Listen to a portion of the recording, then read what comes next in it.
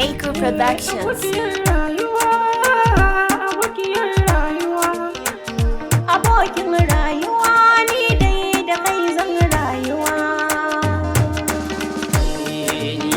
Ni nake so na kasance a fadan mu na tare, ke ce kika san mazaje abokiyar rayuwa.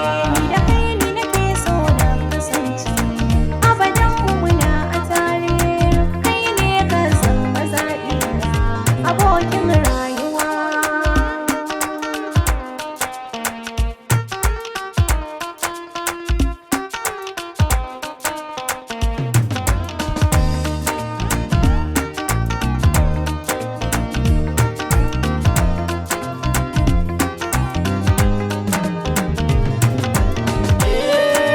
Ni nake so na kasance a cikin rayuwa. In na duba gefe na ba kya kwance sai in shiga damuwa. Don a san ke tabbas na so ce na yau sautuwa.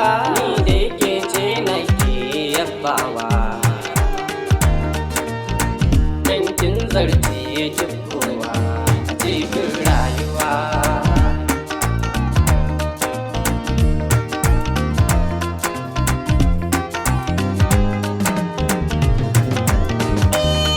Burin raina kan bai wance ba, ganna a ɗakin ka. Na zama to mai da kamuwa ga dukkan mai kinka. Da san ka zuciya harba ta ciki ya soka. Sha zama ka ji abinka. Dan babu tamkar ka a cikin rayuwa.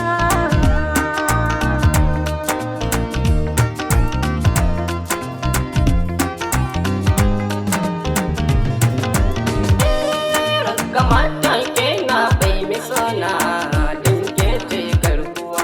Na duba faɗi ke abona ni da ke mun shakuwa. Kamar ninki a ita dare da rana su na ke ta tunawa mai kyawawan idanuwa. Abadan ban mu rabuwa da ke zan rayuwa.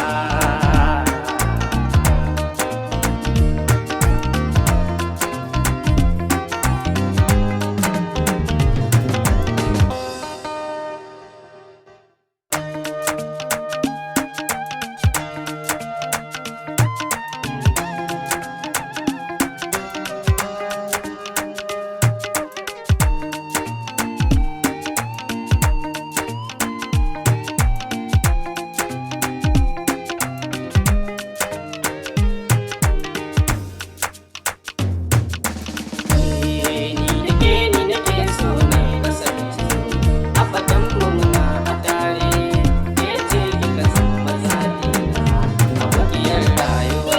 Tamkar ka a gona babu ma mai kyau ɗan saurayi. Daga kanka an ƙare an gama su ci kai ta kira ai. In ka duba muna yin kama mun san mata waye. Ban gudun ka ina a raye. Zuciyata na bugawa dole da kai zan rayuwa. Dole da kai zan rayuwa.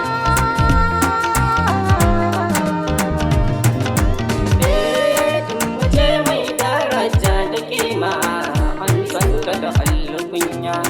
Na same ki ban na dama mai kyau zinariya. Yankin haɗa dukkanin imanai dacin masoyiya. Hakikin dacin tarbiya. Ba kya tura a shari'a halayya wasu a rayuwa.